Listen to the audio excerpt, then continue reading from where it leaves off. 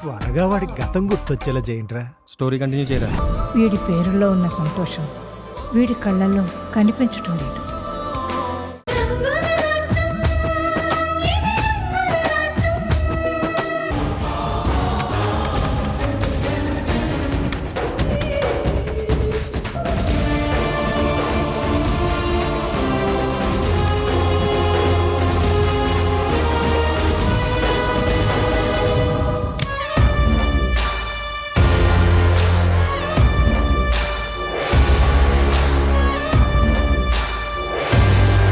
ఏంటి మేడం, ఏంటి ఇలా వచ్చారు? మీకోసమే. నాతో ఏం పని మేడం? మీ కోడలు అమూల్య ఇది. ఎందుకు మేడం? అదేమైనా తప్పు చేసిందా? అవును, తప్పు చేసింది. నిన్ను జైలుకు పంపించకుండా తప్పు చేసింది. మేడం, ఇంతకీ అమూల్య ఏది? బయటికి వెళ్ళింది మేడం. బయటికి వెళ్ళడం ఏంటి? తనేదో ప్రమాదంలో ఉందని నాకు ఇన్ఫర్మేషన్ వచ్చింది. లేదు మేడం, నిజంగానే బయటికి వెళ్ళింది. లేదు మేడం, అమూల్య బయటకు వెళ్ళలేదు, ఇంట్లోనే ఉంది. తనని మా అమ్మ గదిలో పెట్టి కట్టేసింది. రే, నువ్వు నోరు మీరా? అదంతా అబద్ధం మేడం. వాడు కావాలని అలా అంటున్నాడు. లేదు మేడం, కావాలంటే ఆ గదిలోకి ఒకసారి వెళ్ళి చూడండి. రే, నువ్వు నోరు మూస్తావా? ఎందుకు అతన్ని బెదిరిస్తున్నావు? ఇప్పుడు లోపలి చూస్తే నిజమేంటో తెలిసిపోతుంది కదా. పద లోపలికి.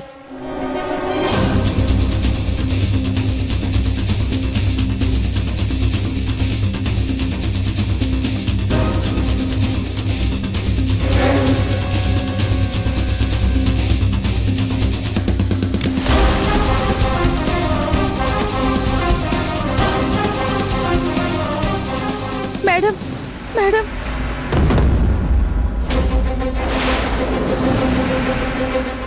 చూడండి మేడం, ఎలా కట్టేశారో చూడండి.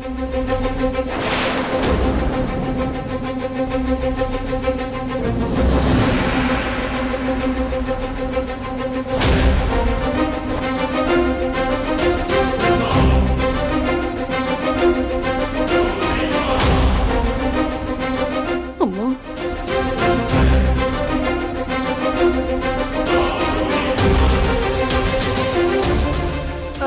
అది అది ఎస్ఐ గారు ఎలా వచ్చారా అని ఆశ్చర్యపోతున్నారా? నేను ప్రతిరోజు ఫోన్ చేసి నేను బాగున్నాను అని పోలీస్ స్టేషన్కి చెప్పాలి. లేదంటే నెక్స్ట్ డే పోలీసులు వస్తారు. నిన్ను మీ ఆయన్ని కుళ్ళబొడిచి పోలీస్ స్టేషన్కి లాక్కెళ్తారు. ఈ విషయం మీకు తెలియదు కదా. ఇదంతా మా అన్నయ్యే అరేంజ్ చేశాడు. ఏయ్, పద పోలీస్ స్టేషన్కి.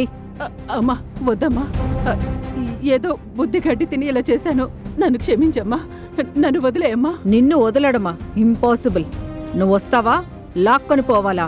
అమ్మా, అమూల్య, ఈ ఒక్కసారికి వదిలేయమ్మా. ఇంకెప్పుడు ఇలా చేయనమ్మా. లేదు ఇన్స్పెక్టర్ గారు, ఎంత చెప్పినా మా అమ్మ బుద్ధి మారదు. తీసుకుని వెళ్ళి జైల్లో పెట్టండి మేడం. రే, వద్దు మేడం, బుద్ధొచ్చింది. ఇంకెప్పుడు ఇలా చేయను. అమ్మా అమూల్య, నీ కాళ్ళు పట్టుకుంటానమ్మా. నన్ను అరెస్ట్ చేస్తే బయటికి తీసుకురావడానికి మీ మావగారు కూడా ఉండలేరమ్మా. ఈ ఒక్కసారికి వదిలేయమ్మా ప్లీజ్. నా ఫోన్ ఏది? తీసుకో, ఇదిగో అమ్మా. ఇన్స్పెక్టర్ గారు, ఈసారికి వదిలేయండి. ఇదిగో, అమూల్య చెప్పింది కాబట్టి వదిలేస్తున్నాను. లేదంటే అరెస్ట్ చేసేదాన్ని. ఇక నుంచైనా బుద్ధి తెచ్చుకొని పడుండు.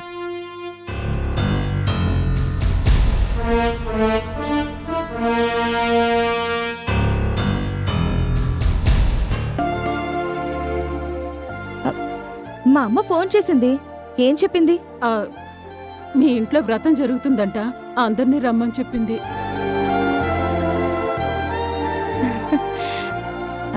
ఏమండి, నేను ఫ్రెష్ అయ్యి వస్తాను, మనం వెళ్దామండి.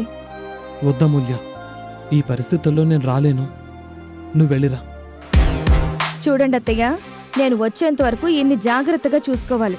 తనకి ఏ చిన్న కష్టం వచ్చినా నేను ఊరుకునేదే లేదు. అర్థమైందా? అలాగేనమ్మా. నేను వెళ్ళి అమ్మకి కనిపించొస్తానండి. అలాగే అమూల్య.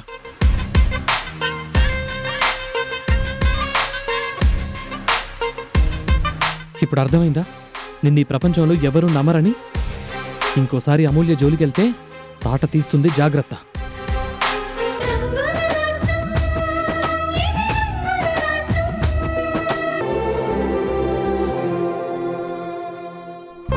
భగవంతుడా, నేనిలాగే పుణ్యస్త్రీగా వెళ్ళిపోవాలనేది నువ్వు నాకిచ్చిన వరం. దాన్ని నేను సంతోషంగా స్వీకరిస్తాను. కానీ నా దిగులంతా నా భర్త గురించే. నేను వెళ్ళిపోయిన మరుక్షణం ఆయన ఏమైపోతారో అనే భయం. అందుకే ఏదో ఒక రకంగా ఆయన్ని తన వాళ్ళ దగ్గరికి చేర్చాలి. నేను లేని బాధని ఆయన తట్టుకోవాలంటే ఎలాగైనా ఆయన్ని వాళ్ళమ్మ దగ్గరికి చేర్చాలి. లేదంటే నేను పోయినా నా ఆత్మకి శాంతి ఉండదు. సీతా, వస్తున్నానండి.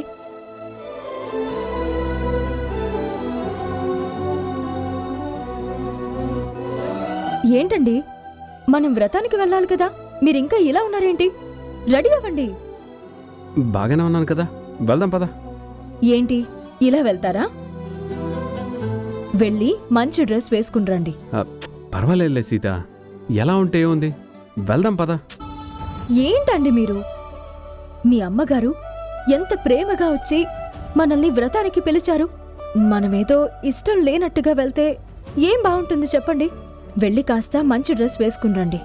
అది కాదు సీత, మనసులో లేని సంతోషం మనం వేసుకునే బట్టల్లో కనిపిస్తుందా చెప్పు? అమ్మ పిలిచింది వెళ్ళడమే తప్ప అక్కడికి వెళ్తే ఏం జరుగుతుందో నాకు బాగా తెలుసు. ఖచ్చితంగా ఆ బాలు చేసి గొడవ పడతారు. అందుకని మీరు మంచిగా కనిపించకుండా ఇలాంటి బట్టలు వేసుకుంటారా? ఇలా వెళ్తే అత్తమ్మని అవమానించినట్టు అవుతుంది. మనసులో సంతోషం లేకుండా ఏదో పిలిచారు కాబట్టి వచ్చామన్నట్టుగా ఉంటుంది. నా మాట వినండి, వెళ్ళి డ్రెస్ చేంజ్ చేసుకుని రండి. వెళ్ళండి, వెళ్ళండి, వెళ్ళండి. ఏటమ్మాయి గారు, తమరింకా బయలుదేరినదేటి? ఇదిగో బయలుదేరుతున్నాం. అవును, నువ్వు రెడీ అవ్వలేదేంటి? నాను రావట్లేదమ్మా. ఏ, ఎందుకని? నానెందుకమ్మా, నానొచ్చినా ఆ శశిరేఖ అమ్మగారు నన్ను పురుగును చూసినట్టు చూస్తుంది. అసలు లోనికి రానిస్తారో లేదో కూడా తెలియదు. పర్వాలేదులే రత్తాలు, అక్కడ మేముంటాం కదా. వద్దమ్మాయి గారు, ఆయన అందరం వెళ్ళిపోతే ఈడ మన వ్యాపారం ఏం కావాలా? నానే ఎన్నే ఉంటానమ్మా, తమరు పోయిరండి. సరే. సీత, ఈ డ్రెస్ ఓకేనా? ఇప్పుడు చూడ్డానికి నిజంగా శ్రీరామచంద్రుల్లా ఉన్నారు. సరే, బయలుదేరదాం. అలాగేనండి. రతాలు, మరి నువ్వు? తను రావడం లేదండి. తను వచ్చేస్తే ఇక్కడ మన బిజినెస్ దెబ్బతింటుంది కదా. ఓ, అది సిన్సియారిటీ అంటే. అయినా నువ్వు అక్కడికి వచ్చినా గొడవ పడ్డం తప్ప జరిగేది ఏం ఉండదు రతాలు. సీత, పద వెళ్దాం. ఆ,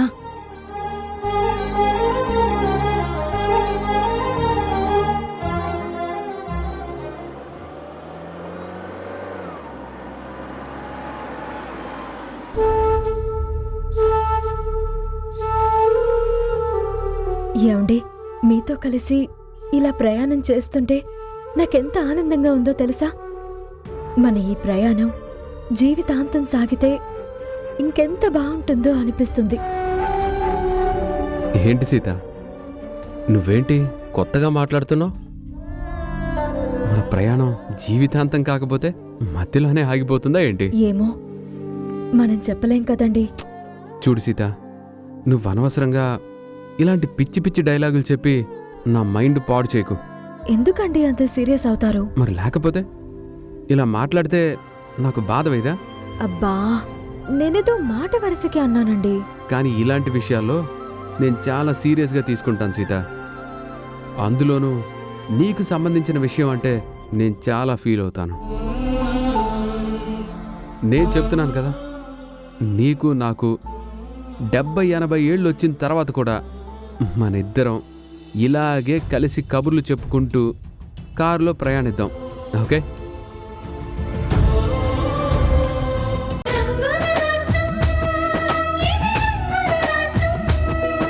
మాకు నిజంగానే పిచ్చి పడుతుంది.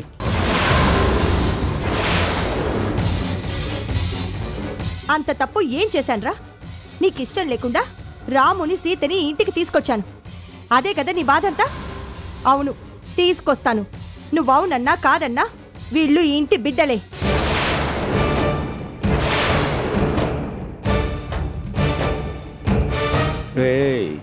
ఇంటి ఆస్తికి రాము వారసుడు కాకపోవచ్చేమో గాని మా అభిమానానికి ఆప్యాయతకి ఎప్పుడు వాడే వారసుడా? మీకు కావాల్సింది ఆస్తులే కదా, ఆ ఆస్తులు మీరే తీసుకోండి. కానీ వాడు ఈ ఇంటికి వస్తాడు, మాతో పాటు జీవితాంతం కలిసి ఉంటాడు. రాము, మీరిద్దరు కూర్చొని పూజ మొదలు పెట్టండి. పంతులు గారు, అయ్యా, ఇంట్లో సూతకం కదా, వ్రతాలు చేయడం కరెక్ట్ అంటారా? అదెలా కుదురుతుంది బాబు? సూతకం ఉంటే శుభకార్యాలు చెయ్యకూడదు. సూతకం ఏంట్రా? ఎవరన్నా పోతే సూతకం అంటారు. ఇప్పుడు ఈ ఇంట్లో ఎవరు పోయారు? నేనే.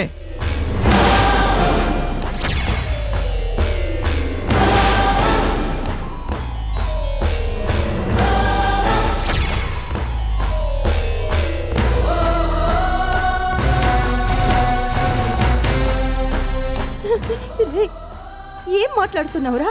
అవునమ్మా, నేను చనిపోయాను కదా. ఆ రోజు నా మీద ఒట్టేశావు, గుర్తుందా? ఎట్టి పరిస్థితుల్లోనూ ఈ రామ్తో మాట్లాడను, వాడిని కలవను అని చెప్పావు. ఒకవేళ కలిస్తే నేను చచ్చిపోయినంత ఒట్టు అని నా మీద ఒట్టేయించుకున్నాను. కానీ ఈరోజు వీళ్ళిద్దరినీ ఇంటికి పిలిపించి ఈ పూజలు వ్రతాలు చేయిస్తున్నావంటే దాని అర్థం ఏంటి? నేను చచ్చిపోయిన వాడితో సమానమే కదా.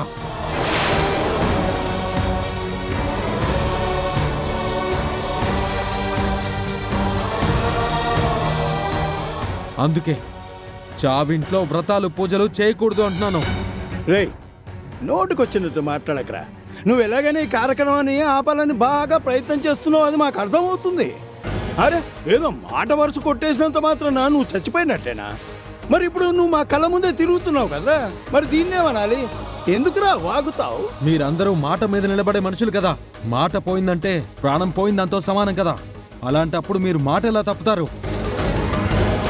మీరనుకున్నట్టు వీళ్ళని కూర్చోబెట్టి ఈరోజు వ్రతం జరిపించాలంటే ముందుగా నాకిదే ఇంట్లో ఇక్కడే పిండం పెట్టండి. ఆ తర్వాత మీరు ఏం చేసుకున్నా పర్లేదు. బాలు,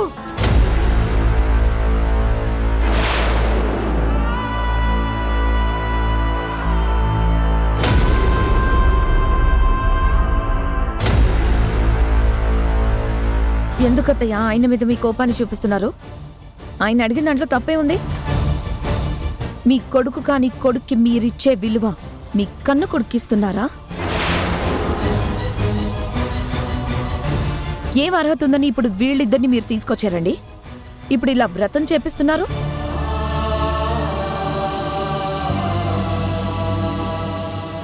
వీళ్ళకి ఈ ఇంటికి ఏ సంబంధం లేదు. ఎప్పుడూ తెగదెంపులు జరిగిపోయాయి కదా. అదిగో ఆ పెద్ద మనిషి నాకు ఈ ఇంటికి ఏ సంబంధం లేదు అని ఎప్పుడో తన భార్యని తీసుకొని ఇల్లొదిలి వెళ్ళిపోయాడు. మళ్ళీ మీరు వాళ్ళని ఎలా తీసుకొచ్చారు అది చెప్పండి.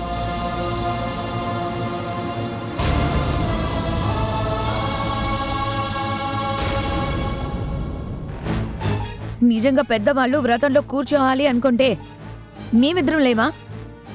మేం మాత్రం ఆదిత్య కంటే పెద్దవాళ్ళం కాదా?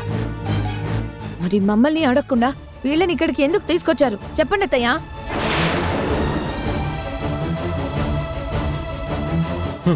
ఆవిడెందుకు చెప్తుంది శశి? నేను పోతే పోయాననుకుని ఈ రాముగాడితో మాట్లాడడం మొదలు పెట్టిందంటే ఆమెకు నా మీద ఎంత ప్రేమ ఉందో అర్థమవుతుంది.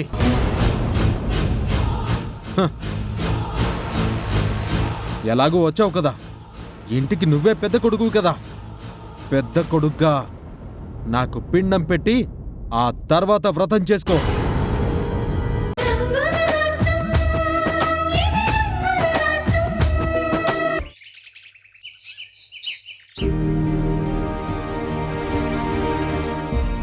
వదినా వదినా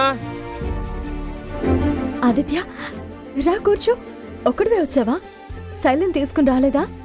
ఏంటి వదినా ఇది? అన్నయ్య నువ్వు ఇలా చేస్తారని నేను అస్సలు అనుకోలేదు తెలుసా. నువ్వు కూడా ఇలా చేయడం ఏం బాలేదు ఆదిత్య. నేనేం చేశాను వదినా? మాకు ఒక్క మాట అయినా చెప్పకుండా పెళ్లి చేసుకున్నావు కదా. మేమంతా కాని వాళ్ళం అయిపోయామా? మాకు చెబితే దగ్గరుండి మేమే పెళ్లి చేసేవాళ్ళం కదా. నీ ఇష్టాన్ని మేమెప్పుడైనా కాదన్నమా ఆదిత్య? అయ్యో వదినా, నీకెలా చెప్పాలి? అసలు నాకు శైలుకి పెళ్ళే కాలేదు వదినా. పెళ్లి కాలేదా? మరి గుళ్ళో పెళ్లి చేసుకున్నారు అని? ఆ, అదంతా డ్రామా వదినా. అయినా మీరు లేకుండా నేనెలా పెళ్లి చేసుకుంటాను వదినా?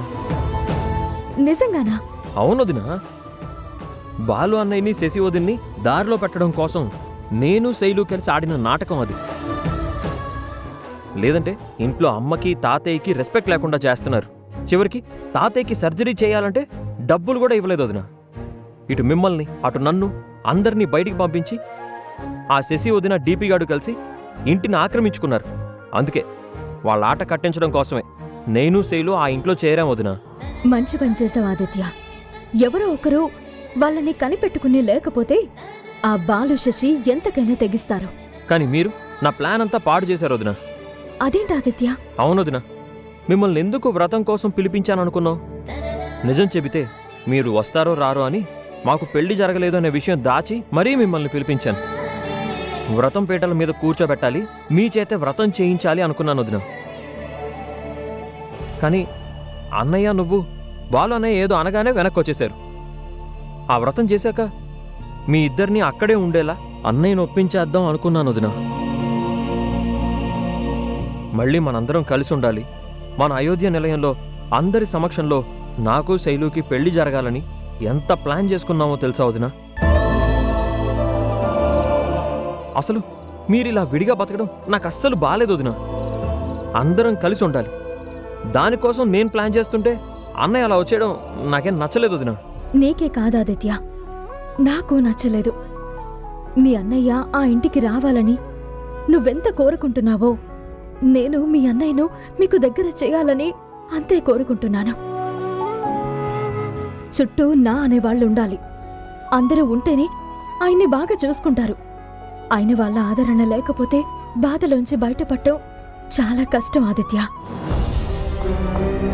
ప్రతి క్షణం మీ అన్నయ్యని కనిపెట్టుకుని ఉండేలా మీరందరూ ఉండాలి అనేది నా చివరి కోరిక. చివరి కోరిక ఏంటొదినా? అదే నాకున్న ఒకే ఒక్క కోరిక ఆదిత్య. ఎప్పటికైనా మీ అన్నయ్యని మీకు దగ్గర చేయాలి. మా అన్నయ్యనా? ఏ నువ్వు మాత్రం మాతో పాటు ఉండబోదునా? ఏ ఎందుకుండాను ఆదిత్య? మరేంటి, నువ్వేదో ఎక్కడికో వెళ్తున్నట్టు, అన్నయ్య ఒంటరైపోతున్నట్టు, మాకు దగ్గర చేయాలని ఆలోచిస్తున్నట్టు అలా మాట్లాడతావేంటి? అలాంటిదేం లేదు ఆదిత్య. మీ అన్నయ్య అలా వచ్చేయడం నాకేం నచ్చలేదు అని చెప్తున్నాను. నా మాటలన్నీ నువ్వంత సీరియస్గా తీసుకోవద్దు ఆదిత్య. కానీ మీ అన్నయ్యని మాత్రం ఇంటికి తీసుకుని వెళ్ళడానికి ఏం చేయాలో అది చూడు. నువ్వనుకుంటే ఎలాగైనా మీ అన్నయ్యని ఆ ఇంటికి తీసుకుని వెళ్ళగలవు ఆదిత్య.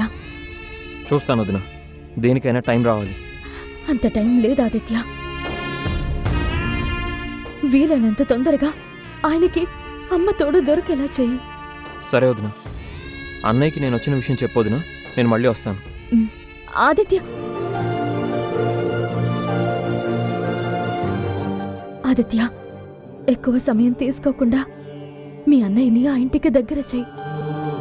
సరే వదినా, అలాగే వెళ్ళొస్తాను వదినా.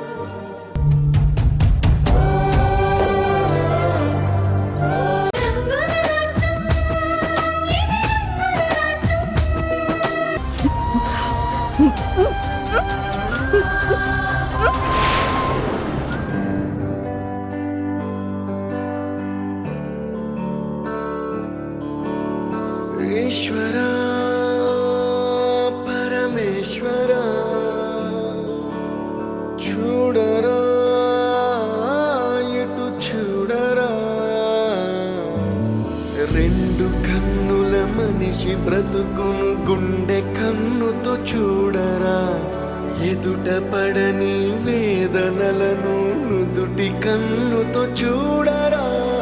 ఈశ్వరా పరమేశ్వరా చూడరా, ఇటు చూడరా.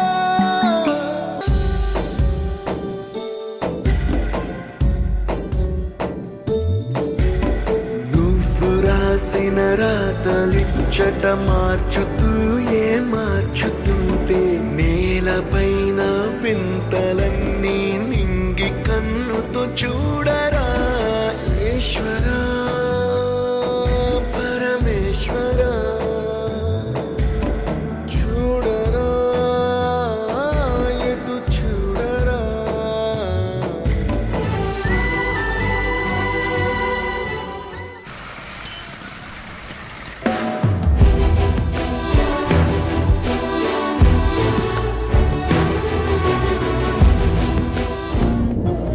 ఆగండి, ఈ వ్రతం జరగడానికి వీల్లేదు. ఆ రోజు నా మీద ఒట్టేశావు, గుర్తుందా? ఎట్టి పరిస్థితుల్లోనూ ఈ రామ్తో మాట్లాడను, వాడిని కలవను అని చెప్పావు. నన్ను క్షమించండి తాతయ్య, నేను వెళ్ళిపోతాను.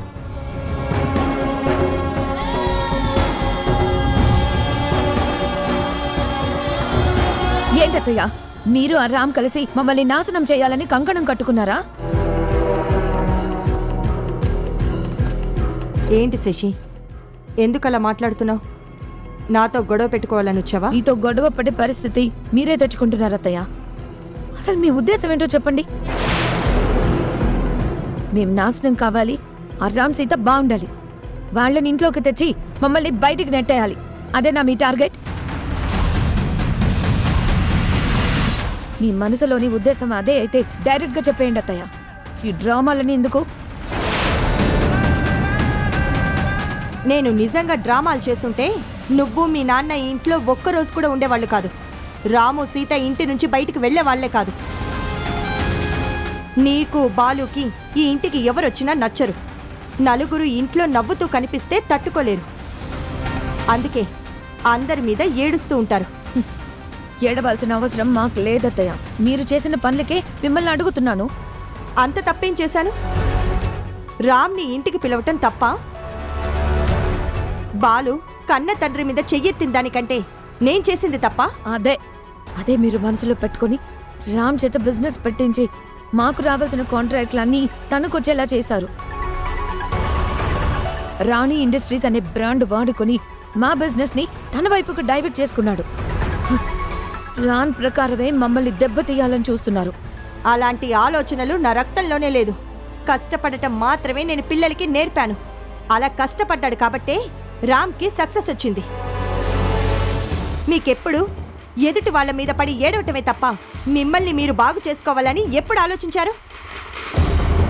రామ్ సక్సెస్కి కారణం తన కష్టం, నా సాయం కాదు. తల్లిగా నా దీవెనలు మాత్రమే ఉంటాయి. అలాగే మీ ఓటమికి కారణం మీ అహం, మీ కుళ్ళు. ఇక చాలత్తయ్య, మీ మాటలోనే అర్థమవుతుంది మీకు ఆ రామ్ అంటే ఎంత ప్రాణమో, మేమంటే ఎంత కోపమో. ఇప్పుడే చెప్తున్నాను, నిన్నటిదాకా మీరు ఎలా ఉన్నా నేను అభ్యంతరం చెప్పలేదు. కానీ ఇప్పుడు చెప్తున్నాను, ఎట్టి పరిస్థితుల్లోనూ ఆ రామ్ సీతల గురించి ఈ ఇంట్లో మాట్లాడకూడదు.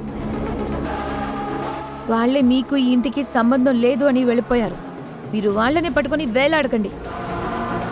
మీ మనసులోంచి వాళ్ళని చెరిపేయండి. ఏంటి శశి, నాకు వార్నింగ్ ఇస్తున్నావా? మీరు ఎలా తీసుకున్నా అది మీ ఇష్టం. కానీ మీరు రామ్ని మర్చిపోవడం మంచిదే. ఈ ప్రపంచంలో ఎవరు ఎవరిని కంట్రోల్ చేయలేంది ఒకటుంది. అదేంటో తెలుసా? మనసు. నువ్వైనా బాలు అయినా రామ్ని ఇక్కడికి రాకుండా నన్ను అక్కడికి పోకుండా ఆపగలిగారేమో కానీ మా మనసులోంచి మాత్రం ఒకరి మీద ఒకరికి ఉండే ప్రేమని, అభిమానాన్ని మాత్రం చెరిపేయలేరు. తల్లి బిడ్డల అనురాగం ఎంత గొప్పదో, దాన్ని చెరిపేయటం ఎంత పాపమో నీకు అమ్మ ఉండుంటే అర్థమయ్యేది.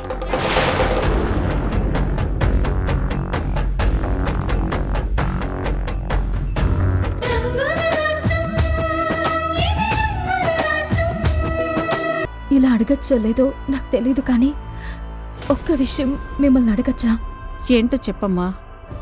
ఏదో ఒక రకంగా నన్ను ఇంకొద్ది రోజులు మీరు బ్రతికించగలరా? ఏం లేదు డాక్టర్, మా ఆయన్ని వాళ్ళ తల్లిదండ్రుల దగ్గరికి చేర్చాలి. నేను లేకపోయినా ఆయన్ని అంటు పెట్టుకుని ఉండడానికి పక్కన మనుషులు ఉండాలి. నేను లేకపోతే ఆయన అనాథ అయిపోతాడు డాక్టర్. నీ బాధ నాకు అర్థమవుతుందమ్మా, కానీ నా చేతుల్లో ఏమీ లేదు. నీ విల్ పవరే నీకు ఆయుష్ పెంచాలి. నా పరిస్థితి నాకు అర్థమవుతుంది డాక్టర్. అందుకే వీలైనంత తొందరగా వాళ్ళ ఇంటికి చేరుద్దామని నేను ఎంత ప్రయత్నం చేస్తున్నా ఆయనేమో నా మాట వినడం లేదు. చివరికి నా మీద కోపంతో ఆయన ఇంటికి వెళ్తాడు అని చేయకూడని తప్పులు కూడా చేశాను. ఆయనకి కోపం రావడం లేదు. ఏం చేయాలో నాకు అర్థం కావట్లేదు. ఒకవైపు చూస్తే మరణం తరముకొస్తుంది, మరోవైపు చూస్తే నా బాధ్యత గుర్తుకొస్తుంది. ఆయన్ని వదిలేసి వెళ్ళడానికి నా మనసు ఒప్పట్లేదు డాక్టర్. నేను వెళ్ళిపోయానంటే ఆయన బ్రతకలేరు డాక్టర్. నా దురదృష్టాన్ని ఆయనకి శాపంగా మార్చలేను. వదిన ఎందుకు ఏడుస్తుంది? అసలు వాళ్ళు లోపల ఏం మాట్లాడుకుంటున్నారు?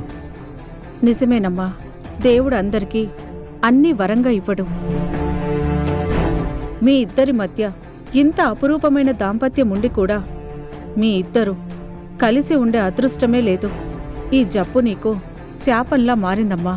నిజంగా ఇది శాపమే డాక్టర్. ఏ జన్మలో ఏ జంటని విడతీశానో తెలియదు, కానీ వాళ్ళు పడిన మానసిక వేదనని ఈ జన్మలో నేను అనుభవిస్తున్నాను. నా భర్త చిన్నప్పుడే అమ్మా నాన్నలకు దూరం అయ్యాడు.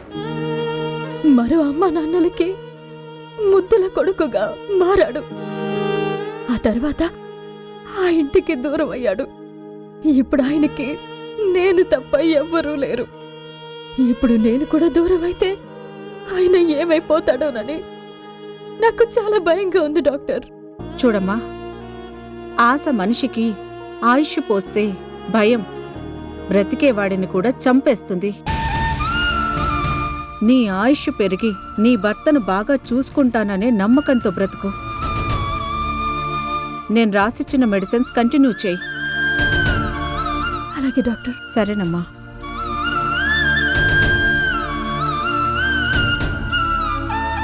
అయ్యో డాక్టర్, ఫోన్ మర్చిపోయింది. వెళ్ళివ్వు. Okay doctor.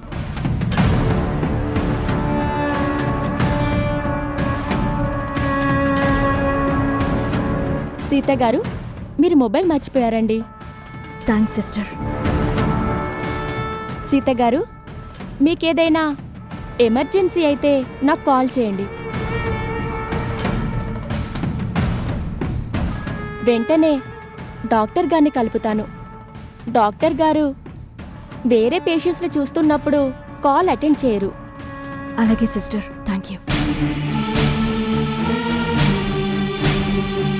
సిస్టర్, తను సీత గారు కదా? అవును.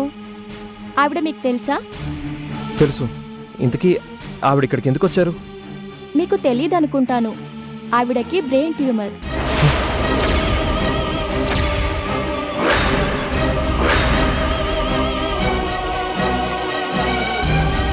అవునా? మరి ఇప్పుడు పరిస్థితి ఎలా ఉందండి? లాస్ట్ స్టేజ్లో ఉంది. ఆవిడ ఎక్కువ కాలం బ్రతకదు.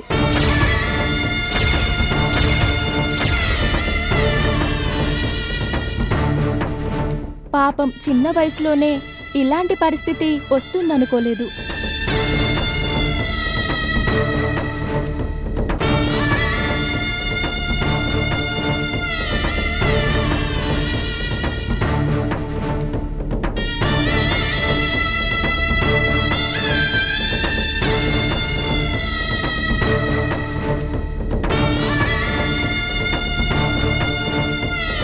ఈటీవీ విన్ గుర్తుకొస్తున్నాయి, గుర్తుకొస్తున్నాయి, గుర్తుకొస్తున్నాయి. ఒక వింత సామాన్య లోకంలో జరిగే అద్భుతమైన నవ్వుల ప్రయాణంతో రూపొందిన అత్యంత చిన్నగా చేసిన అతి భారీ సిరీస్ మీ ఈటీవీ విన్లో విజయవంతంగా స్ట్రీమింగ్ అవుతోంది. గుర్తుకొస్తున్నాయి, గుర్తుకొస్తున్నాయి, గుర్తుకొస్తున్నాయి. ఈటీవీ విన్ యాప్ని డౌన్లోడ్ చేసి సబ్స్క్రైబ్ చేయండి.